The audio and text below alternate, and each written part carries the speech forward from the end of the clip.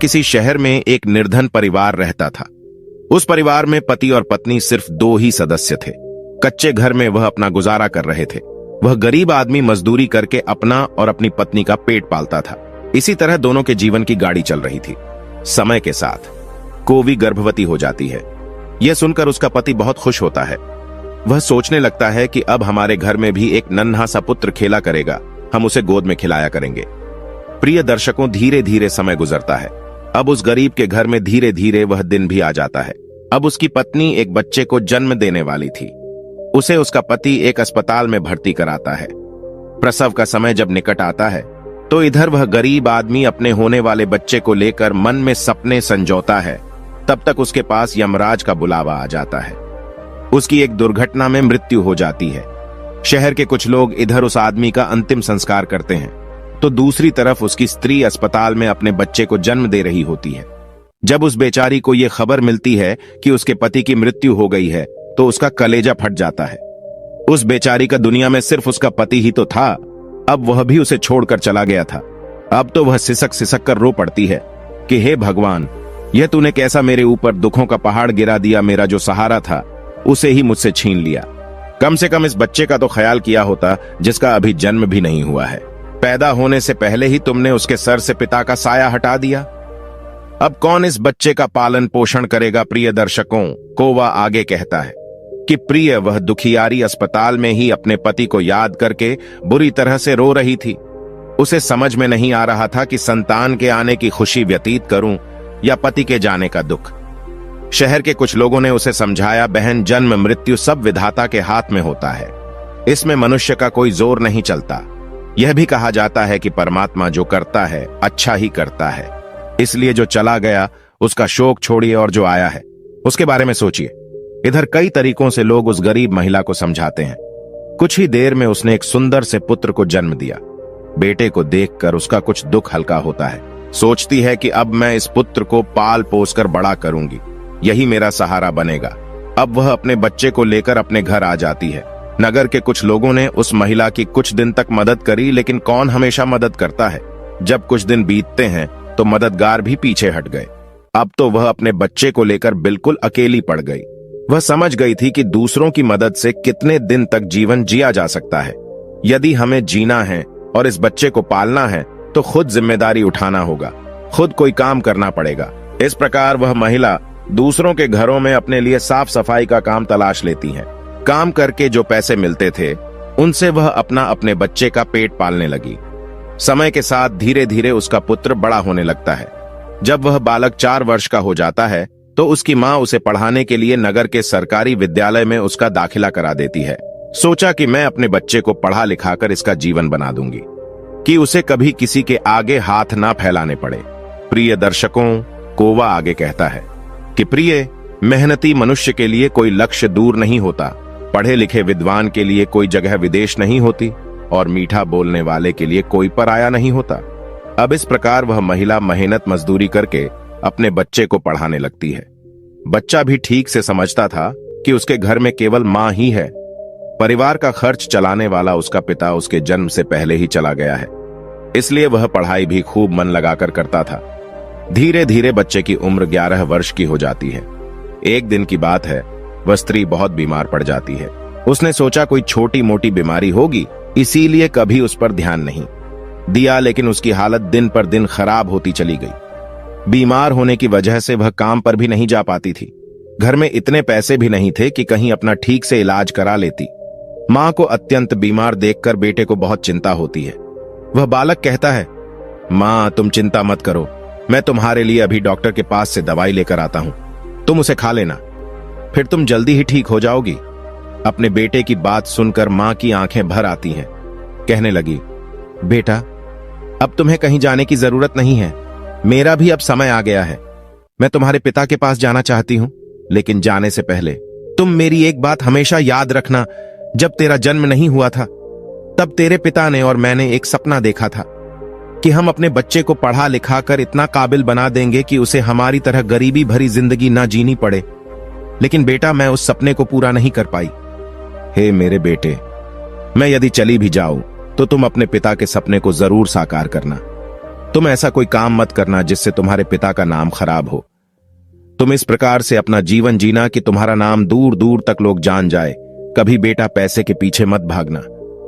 पैसे के लिए तो लोग इतने नीचे गिर जाते हैं कि अपने माता पिता की इज्जत का भी ख्याल नहीं करते। तुम हमेशा अपना नाम कमाना। बेटा हमेशा स्वाभिमान बनकर जीना। कभी किसी के आगे अपने हाथ मत फैलाना। किसी से याचना मत करना। याचना नहीं करना ही श्रेष्ठता का मूल है। पराधीनता ही नरक है। मनुष्य को सदा ही विद्या, धन, बल, कीर्ति और पुण्य कमाना चाहिए। लड़के ने कहा, मां तुम घबराओ नहीं, मैं तुम्हारे लिए अभी दवाई लेकर आता हूं। और इतना कहकर लड़का मां से 10 रुपए लेकर दवा लेने चला जाता है। बेटे के जाते ही इधर उस गरीब स्त्री के प्राण निकल जाते हैं। प्रिय दर्शकों, जब नगर वालों को पता चलता है तो सब लोग इकट्ठे होकर उस स्त्री का उसके बेटे के हाथों अंतिम संस्कार कराते हैं। अब तो वह बालक बिल्कुल अकेला हो गया था, बिना माता पिता का बेटा। उम्र भी ज्यादा नहीं थी। आखिर जाए तो कहां जाए, करें तो क्या करें। दूर के जो रिश्तेदार थे उन्होंने भी उस बालक पर ध्यान नहीं दिया। आखिर वह गरीब जो था, लेकिन वह बच्चा अकेले ही अपने जीवन की राह पर चल देता है। उसने कभी हार नहीं मानी। जो पैसे मां छोड़ गई थी, कुछ दिन तक उन पैसों से अपना गुजारा चलाता रहा। कुछ दिन के बाद वह पैसे खत्म हो जाते हैं। घर में भी कुछ नहीं था। अब तो एक ही चारा था कि कुछ काम धंधा किया जाए, तभी भोजन की व्यवस्था होगी, तभी स्कूल की फीस भरी जाएगी। प्रिय दर्शकों, कोवा आगे कहता है, ये लड़के को अपनी मां की बात अच्छी तरह याद थी। उसकी मां ने कहा था कि बेटा, कितना भी बुरा वक्त आ जाए पर किसी के आगे हाथ मत फैलाना, मेहनत करके ही अपना जीवन यापन करना।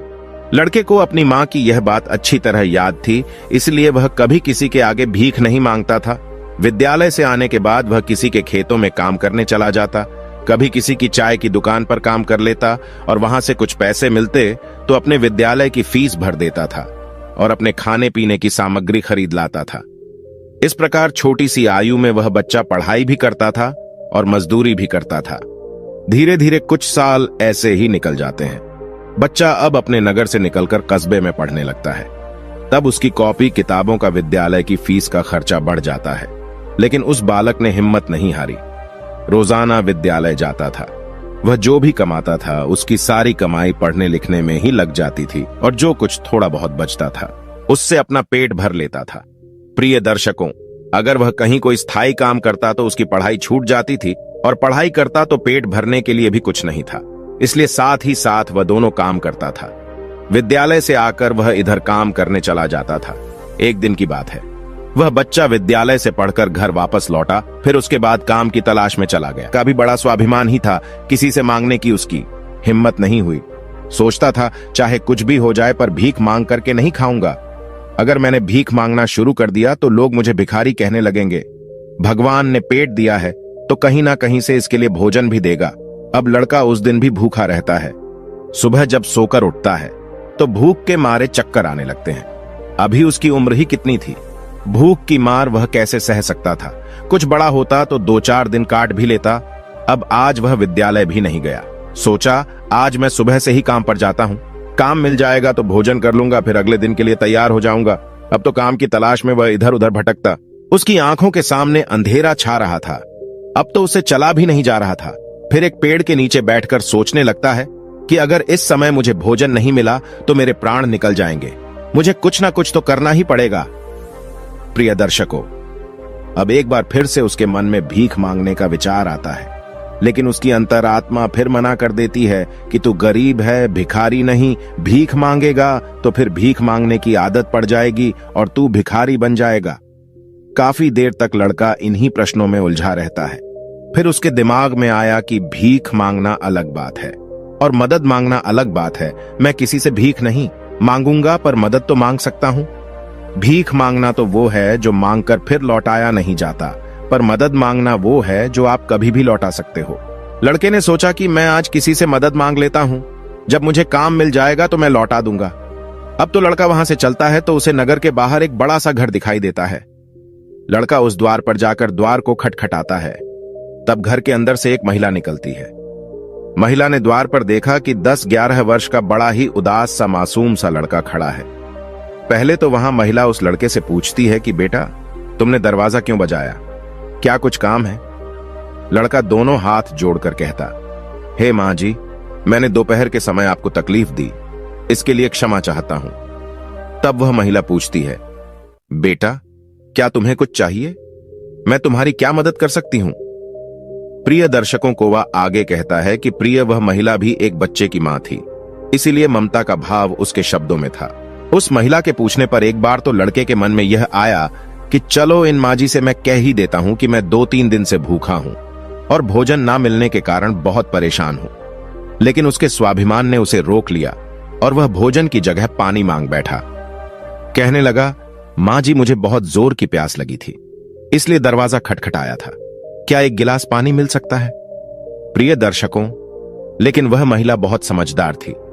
उसने जब लड़के को देखा तो वह समझ गई कि बालक बहुत भूखा है। वह कहती है, बेटा तुम थोड़ी देर रुको, मैं तुम्हारे लिए पानी लेकर आती हूं। वह महिला घर के अंदर जाती है और अपनी रसोई से एक गिलास दूध और कुछ लड्डू लेकर द्वार पर आती है और दूध से भरा गिलास उस लड़के को दे देती है। लड़के ने जब गिलास पकड़ा तो उसमें दूध था। दूध को देखकर लड़का खुश हो जाता है। लड़का मन ही मन उस मां को दुआएं देने लगता है। महिला ने उसे पहले लड्डू खाने को दिए और कहा, बेटा दूध गर्म है, तुम पहले लड्डू खा लो, जब दूध ठंडा हो जाए तब पी लेना। लड़का जब उस महिला को देखता है तो उसे ऐसा लगता है जैसे उसकी ही मां उसे यह दूध पीने को दे रही है। मन ही मन सोचता है, कितनी अच्छी मां है, मैंने एक गिलास पानी मांगा था और यह दूध ले आई। उसने समझ लिया कि मैं भूखा हूं। लड़का आराम से बैठकर लड्डू खाता है और दूध पीता है। तब वह स्त्री कहती है, बेटा क्या तुम्हें और कुछ चाहिए? लड़का सोचने लगता है कि इस दूध के बदले में मैं इस माता को क्या दे सकता हूं? मेरे पास तो कुछ भी नहीं है। दूध पीने के बाद लड़का कहता है, मां जी मैंने आपसे पानी मांगा और आपने मुझे दूध पिलाया, इसके बदले में मैं आपको क्या दे सकता हूं? महिला ने कहा, बेटे मैंने तुम्हें दूध इसलिए नहीं पिलाया है ताकि तुमसे बदले में कुछ ले सकूं। महिला कहने लगी, बेटा तुम्हारा चेहरा देखकर लग रहा था कि तुम बहुत भूखे हो, तो मैंने सोचा कि पानी क्या पिलाया जाए, दूध ही पिला देती हूं, इसलिए मैं तुम्हारे लिए दूध ले आई। लड़के ने फिर कहा, नहीं मां जी आप इसके बदले में मुझसे जरूर कुछ मांगे, मैं आपको अपनी हैसियत के हिसाब से कुछ जरूर दूंगा। लड़के की बात सुनकर महिला सोचती है, यह लड़का बड़ा स्वाभिमान है। वह लड़का बार बार उससे मांगने की बात करता है तो वह महिला उसका मन रखने के लिए कह देती है कि बेटा मैंने यह दूध पिलाकर तुम पर कोई एहसान नहीं किया है, फिर भी यदि तुम मुझे कुछ देना चाहते हो तो बेटा तुम मुझे एक वचन दो कि जिस प्रकार आज मैंने तुम्हारी मदद की है, इसी प्रकार तुम भी जब कभी मदद करने लायक हो जाओ तो किसी जरूरतमंद की मदद कर देना। जिस दिन तुम किसी की मदद कर दोगे उसी दिन तुम मेरे इस एहसान से मुक्त हो जाओगे। प्रिय दर्शकों, उस महिला ने यह बात इसलिए कही थी ताकि वह लड़का अपने आप को मजबूर ना समझे और खुशी खुशी अपने घर को जा सके। वह लड़का उस बात को अपने दिमाग में बैठा लेता है। वह उस महिला के पैर छूकर काम की तलाश में आगे को चला जाता है और इस प्रकार धीरे धीरे कई दिन बीत जाते हैं। जिस विद्यालय में वह पढ़ता था उसी विद्यालय में उस स्त्री का बेटा भी पढ़ता था जिसने उसे दूध पिलाया था। एक दिन वह महिला अपने बच्चे को विद्यालय छोड़ने जाती है तो उसने देखा कि विद्यालय में वह लड़का भी पढ़ रहा था। वह स्त्री उस लड़के को पहचान लेती है। उसने विद्यालय के मास्टर जी से जाकर पूछा कि वह बालक कौन है, तो मास्टर जी ने उसे बताया कि उस बालक का नाम रिंकू है और वह बिना माता पिता का बेटा है। छोटी सी आयु में ही उसके दोनों माता पिता गुजर गए थे। यह जानकर उस महिला को बड़ा दुख होता है। सोचती है जब इसके माँ बाप नहीं है तो फिर इसकी पढ़ाई का खर्च कौन उठाता है। तब विद्यालय के बड़े मास्टर बताते हैं, बहन जी रिंकू बहुत ही अच्छा बच्चा है, वह अपनी पढ़ाई का खर्च स्वयं उठाता है और पढ़ने में भी बड़ा तेज है। वो मेहनत मजदूरी करता है और तब जाकर विद्यालय की फीस भरता है। जब कभी वह विद्यालय नहीं आता है और अपनी फीस भी समय पर नहीं दे पाता है तो हम लोग उस पर ज्यादा दबाव नहीं बनाते। प्रिय दर्शकों को वह आगे अपनी पत्नी कोवी से कहता है कि प्रिय, जब उस स्त्री को संकेत की स्थिति का पता चलता है तो वह करुणा से भर जाती है। उसका मन करता है कि मैं उस बालक की कुछ मदद करूं जिसका कोई नहीं होता। ऐसे ही लोगों की मदद तो करनी चाहिए, तभी भगवान प्रसन्न होता है। जिसका कोई नहीं है वह भगवान का है और उसकी मदद करने का अर्थ है कि आपने भगवान को प्रसन्न कर दिया। महिला ने सोचा, यह लड़का मुझसे पैसे तो लेगा नहीं क्योंकि यह बड़ा स्वाभिमानी बालक है। तब उस महिला ने बड़े मास्टर जी से कहा, श्रीमान जी, अगर मैं इस बालक की फीस भर दिया करूं तो आपको कोई आपत्ति तो नहीं है? मास्टर ने कहा, बहन जी आपकी सोच अच्छी है, आप उसकी फीस भरेंगी तो मुझे तो कोई आपत्ति नहीं होगी, लेकिन रिंकू इस बात के लिए तैयार नहीं होगा। तब वह महिला कहती है, मास्टर जी, मैं उस बच्चे की मदद करना चाहती हूँ। आप किसी तरह से रिंकू को समझा देना, उससे कह देना कि आपकी स्थिति को देखते हुए सरकार ने आपकी फीस माफ कर दी है। तुम्हें फीस भरने की कोई जरूरत नहीं है। प्रिय दर्शकों, मास्टर जी भी इस बात से सहमत हो जाते हैं। वह महिला रिंकू की पूरे वर्ष की फीस भर के अपने घर चली जाती है। इस तरह वह हर वर्ष उसके पूरे साल की फीस जमा कर दिया करती थी ताकि रिंकू मन लगाकर पढ़ सके। अब तो रिंकू पूरा मन लगाकर पढ़ता था और अपने खाने पीने के लिए किसी दुकान पर काम कर देता था। प्रिय दर्शकों, कोवा आगे कहता है कि प्रिय डूबते को तिनके का सहारा ही बहुत होता है। उस महिला की थोड़ी सी मदद से रिंकू की अच्छी खासी मदद हो गई। वह अब खूब मन लगा करके पढ़ता था। इसी तरह कुछ वर्ष और बीत गए। अब आगे की पढ़ाई करने के लिए रिंकू को शहर में जाना पड़ा। सोचा शहर में रहकर मैं कोई छोटी मोटी नौकरी कर लूंगा और अपनी पढ़ाई भी करता रहूंगा। इस बात का पता उस महिला को तब चलता है जब वह उसकी फीस भरने के लिए विद्यालय में जाती है। वह महिला जब संकेत की फीस जमा करती है तो मास्टर जी लोग बताते, बहन जी, रिंकू आगे की पढ़ाई करने के लिए शहर चला गया है। अब तुम्हें उसकी फीस जमा करने की कोई जरूरत नहीं है। उस महिला ने जब यह सुना तो सोचने लगी, कोई बात नहीं, भगवान ने मुझे उसकी मदद करने का इतना ही समय दिया होगा। हे भगवान, उस बालक पर दया दृष्टि बनाए रखना, वह जहां भी रहे खुश रहे। इस प्रकार वह स्त्री अपने घर लौट आई और अपने घर गृहस्थी की दुनिया में व्यस्त हो गई। प्रिय दर्शकों, उधर रिंकू शहर में जाकर अपनी पढ़ाई करने लगा। खर्चा चलाने के लिए उसने एक नौकरी तलाश कर ली। इस प्रकार 25 वर्ष बीत जाते हैं। न तो रिंकू उसे महिला से मिल पाता है, न वह महिला रिंकू से मिल पाती है। उस महिला का बेटा भी अब बड़ा हो गया था। उसका बेटा एक व्यापारी बन गया था। प्रिय दर्शकों, वह स्त्री तो पहले से ही अपने घर से संपन्न थी, ऊपर से उसका बेटा व्यापार करके खूब धन कमाता था। उस माँ का बेटा भी बड़ा संस्कारी था। वह भी अपनी माँ को बहुत प्यार करता था। प्रिय दर्शकों को वह आगे अपनी पत्नी से कहता है कि प्रिय, एक दिन उसकी माँ बहुत बीमार पड़ जाती है। शाम को जब उसका बेटा घर आता है तो वह अपनी माँ की हालत को देखकर बेचैन हो जाता है। वह अपनी माँ को अस्पताल में भर्ती कराता है। जांच में पता चलता है कि उसकी माँ को कैंसर है। वह लड़का डॉक्टर से कहता है, डॉक्टर साहब, आप मेरी माँ का अच्छे से इलाज कीजिए, पैसों की बिल्कुल चिंता मत करना। तब डॉक्टर कहते हैं, भाई, तुम्हारी माँ को कैंसर की बीमारी है और कैंसर का इलाज बहुत महंगा होता है। छोटे मोटे अस्पतालों में इसका इलाज भी नहीं होता है। इसके लिए तुम्हें किसी बड़े शहर में जाकर किसी बड़े अस्पताल में इसका इलाज कराना होगा, और बड़े अस्पताल का मतलब है कि खर्चा भी बहुत अधिक होगा। बेटे ने कहा, डॉक्टर साहब, मैं अपनी माँ को ठीक करने के लिए कुछ भी कर सकता हूँ।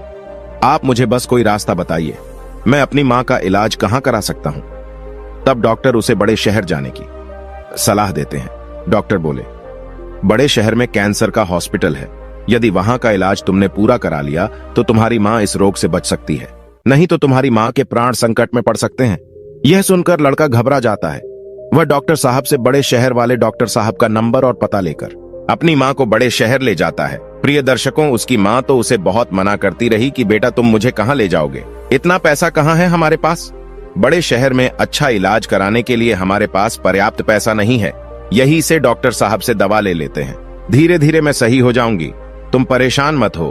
तब लड़का बोला, माँ, इस दुनिया में एक तुम ही तो हो जिसके होने से मुझे कभी अकेलापन महसूस नहीं होता, कभी मुझे किसी बात की चिंता नहीं होती। इसीलिए कुछ भी हो जाए, मैं तुम्हें इस बीमारी से मरने नहीं दूंगा। धन का क्या है, खत्म हो गया तो फिर कमा लेंगे, लेकिन माँ तो फिर नहीं मिल सकती। इस प्रकार लड़का अपनी माँ को बड़े शहर लेकर जाता है। प्रिय दर्शकों, जिस डॉक्टर से उसकी माँ का इलाज होना था, वह डॉक्टर साहब उस समय अस्पताल में नहीं थे। वह किसी मरीज को देखने के लिए विदेश गए थे। अस्पताल के कर्मचारी ने बताया कि डॉक्टर साहब कल आएंगे, तब तक आप अपनी माँ को अस्पताल में भर्ती करा दो। लड़के ने बिना देर किए अपनी माँ को भर्ती करा दिया और डॉक्टर साहब के आने का इंतजार करने लगता है।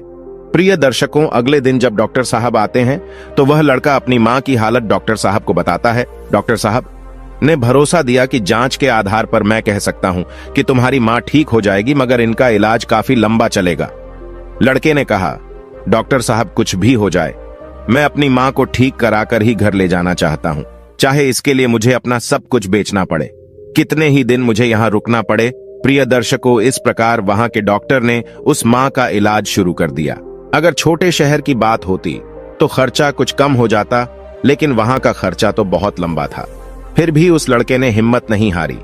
प्रिय दर्शकों, वह कहता है कि मां से अनमोल संसार में कुछ भी नहीं है। डॉक्टर साहब जो दवाइयां लिखते थे वह दवाइयां बहुत महंगी आती थीं। लड़का अपनी मां के लिए महंगी से महंगी दवाइयां लेकर आता था। उधर उसका जो व्यापार था वह अपनी मां की देखरेख के कारण उसमें भी समय नहीं दे पाया, तो वह भी ठंडा पड़ गया। कई दिन तक इलाज होता रहा। धीरे धीरे मां की हालत में सुधार होने लगा। बेटे के पास जो जमा पूंजी थी वह खत्म होने लगी। इधर मां को जब पता चलता है कि बेटे के पास अब पैसे नहीं रहे, तो मां कहती है, बेटा तुम इतनी महंगी दवाइयां क्यों ले रहे हो? कहां से डॉक्टर साहब की फीस भरोगे? कहां से दवाइयों का खर्च उठाओगे? तुम्हारा व्यापार भी बंद हो गया है।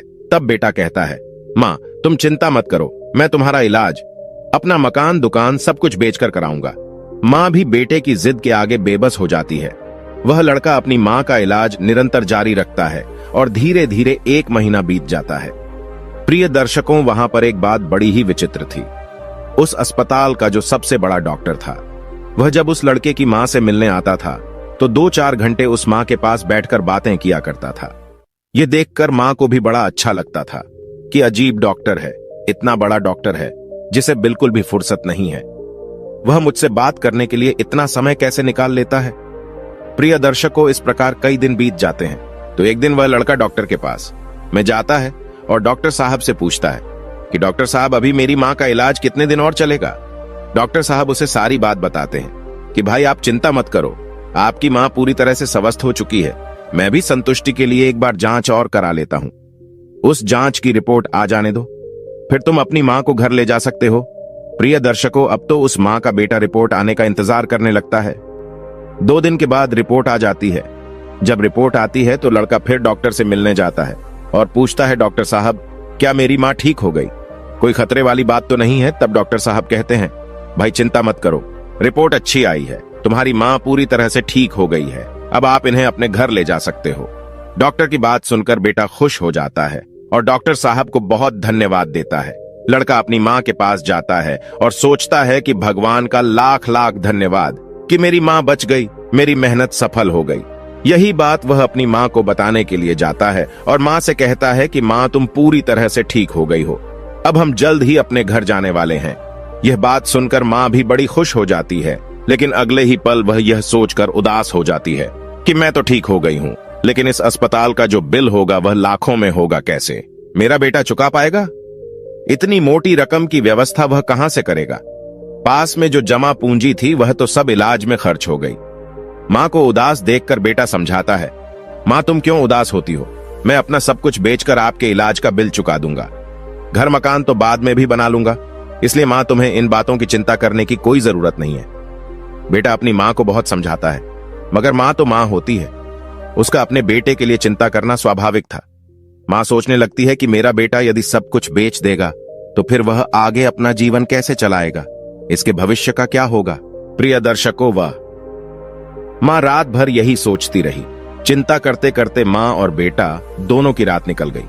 जब अगला दिन होता है और उसकी मां की छुट्टी का समय होता है तो अस्पताल का एक कर्मचारी एक लिफाफा लेकर मां बेटे के पास आता है और उस महिला के बेटे से कहता है कि डॉक्टर साहब ने आपके लिए यह बिल का लिफाफा भेजा है, आप इस बिल को ठीक से देख लो और इस बिल को चुकाकर तुम अपनी मां को अपने घर ले जाओ। बिल का लिफाफा देकर वह अस्पताल का कर्मचारी तो चला गया। अब वह लड़का उस बिल के लिफाफे को खोल कर देखता है। वह सोचता है पता नहीं कितना बिल होगा। बेटे को चिंता में देखकर मां भी परेशान हो जाती है। मां एकदम से बेटे के हाथ से वह बिल का कागज छीन लेती है। उधर मां उस बिल को खोल कर देखती है। उधर अस्पताल के जो सबसे बड़े डॉक्टर थे वह भी उस समय वहीं पर पहुंच जाते हैं। इधर मां ने जब उस लिफाफे को खोल कर देखा तो उसमें एक छोटी सी पर्ची रखी हुई थी। उस पर्ची पर लिखा हुआ था, हेमा जी आपने अपने बिल का भुगतान तो 25 साल पहले ही कर दिया था, जब आपने 2 दिन के भूखे बच्चे को 1 गिलास दूध और लड्डू खिलाए थे और अगले 5 साल तक उस बच्चे की विद्यालय की फीस भरी थी। पर्ची को पढ़ते ही महिला की आंखें फटी की फटी रह जाती हैं। जब उस मां का बेटा पूछता है, मां डॉक्टर साहब ने कितना बिल दिया है, तो वह मां उस पर्ची को अपने बेटे को देती है। बेटा जब उसे पढ़ता है तो वह भी हैरान रह जाता है। लड़का अपनी मां से पूछता है, हेमा क्या तुम डॉक्टर साहब को पहले से जानती हो? डॉक्टर साहब से तुम्हारी जान पहचान कब हुई थी? तब मां कहती है, बेटा मैं इन्हें पहले से नहीं जानती हूं, अभी पता चला है। बेटे ने पूछा, फिर इसमें 25 साल पहले की घटना क्यों लिखी है? तब मां कहती है, बेटा 25 साल पहले जब तुम बहुत छोटे थे, तब तुम्हारी उम्र का एक छोटा सा लड़का भरी दोपहर में हमारे घर के द्वार पर आया था। वह भूखा प्यासा था। उसने मुझसे 1 गिलास पानी मांगा था। मैंने बच्चे को देखा तो मैं समझ गई कि वह भूखा है। मैं रसोई में गई और रसोई से दूध और लड्डू लाकर मैंने उसे वही खाने को दे दिए। वह कई दिनों से भूखा था। उसने दूध तो पी लिया, पर वह मुझसे कहने लगा कि हे माँ, तुम्हारा यह ऋण मैं कैसे चुका पाऊंगा।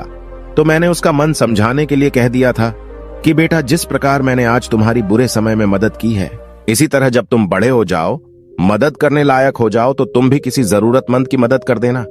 मुझे क्या पता था कि वही लड़का जिसे मैंने 1 गिलास दूध पिलाया था, वह 25 साल बाद इतना बड़ा डॉक्टर बनकर मेरी मदद करेगा। लोग तो आज लेकर कल को भूल जाते हैं, लेकिन उस बच्चे ने मेरा वो ऋण अभी तक याद रखा है। मैं इस बात को सोचकर बड़ी हैरान हूं कि डॉक्टर साहब ही वह बच्चा है। प्रिय दर्शकों, इधर माँ बेटे आपस में बातचीत कर रहे थे, उधर वही डॉक्टर साहब उनके पीछे खड़े होकर उनकी बातें सुन रहे थे। उनकी आंखों में आंसू थे और बचपन का वह समय उन्हें याद आ गया जब वह भूखे प्यासे उस माँ के द्वार पर पहुंचे थे। डॉक्टर साहब आगे बढ़कर उस माँ को प्रणाम करते हैं और माता जी के पास बैठ जाते हैं। कहते हैं, हे माँ, मैं वही छोटा सा बच्चा हूं जिसके स्वाभिमान की तुमने कभी रक्षा की थी। आपके कहे हुए शब्द आज भी मेरे कानों में गूंजते हैं। मैंने तुम्हारे उन्हीं शब्दों को अपना संस्कार बनाया। मैंने अपनी जिंदगी में बहुत दुख देखा है, लेकिन कभी हिम्मत नहीं हारी। मैं तुम्हारा बहुत बड़ा कर्जदार हूं। यदि तुम मेरे विद्यालय की फीस नहीं भरती तो आज मैं इतना बड़ा डॉक्टर बना नहीं बैठा होता। मां, यह तुम्हारी ही देन है।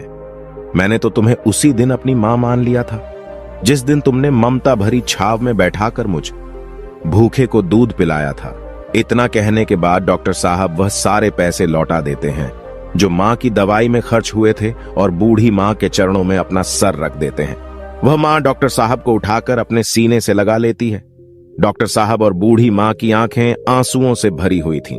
जब यह दृश्य अस्पताल के सारे लोग देखते हैं तो सब देखकर हैरान रह जाते हैं। सबकी आंखें नम हो जाती हैं। प्रिय दर्शकों, को वह आगे कहता है कि प्रिय, मेरी यह 4 बातें जो भी व्यक्ति समझ लेगा वह कभी गरीब नहीं रहेगा। पहली बात, मनुष्य को जीवन में आने वाले परिवर्तनों से घबराना नहीं चाहिए, बल्कि उन्हें यह सोचकर स्वीकार करना चाहिए कि उनके जीवन में कुछ और अच्छा होने वाला है। इन परिवर्तनों से मनुष्य बहुत कुछ सीखता है और वह सही राह पकड़ लेता है। जो अपने साथ हुई घटनाओं से टूट जाता है वह कभी आगे नहीं बढ़ पाता। दूसरी बात, अंधेरा चाहे कितना ही घना हो, एक छोटा सा दीपक उसे मिटा डालता है। उसी तरह अगर जीवन में कुछ अंधेरा आ जाए तो ज्ञान रूपी दीपक से अंधेरे को मिटाकर सही रास्ता ढूंढा जा सकता है। ज्ञान वह निधि है जो रंग से राजा बना देती है, भटके को सही मार्ग दिखा देती है। तीसरी बात, आप दूसरों का भला कीजिए, दूसरों पर दया करिए। तुम्हारा भला अपने आप होता चला जाएगा। आपको अपने जीवन में अगर किसी की मदद करने का सौभाग्य मिले तो जरूर करना।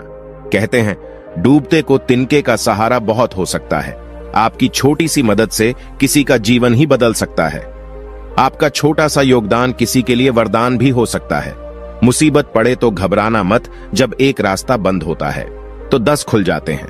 जीवन में निखार तभी आता है जब मनुष्य दुख और मुसीबत की भट्टी में तपता है। कष्ट सहन करने के बाद ही मनुष्य को अनुभव मिलता है और यह अनुभव बहुत काम आता है। चौथी बात, मनुष्य के दिन चाहे कैसे भी हो, चाहे कितनी भी कठिनाइयां उसके जीवन में आए, परंतु उसे कभी भीख मांगकर खाना नहीं चाहिए। भीख मांगकर खाने वाला अपनी ही नजरों में गिर जाता है और जब वह भीख मांगकर खाता है तो उसकी आदत हो जाती है बिना मेहनत किए खाने की। इसलिए मनुष्य को हमेशा मेहनत करके ही खाना चाहिए, तभी मनुष्य सफल और आत्मनिर्भर बनता है। प्रिय दर्शकों, हमारी आज की यह कहानी यहां समाप्त होती है। हम उम्मीद करते हैं कि आपको हमारी आज की यह कहानी बहुत पसंद आई होगी और आप इससे ढेर सारी प्रेरणा लेंगे। मिलते हैं अगली ज्ञान चर्चा के साथ अगले वीडियो में। तब तक के लिए नमस्कार, धन्यवाद।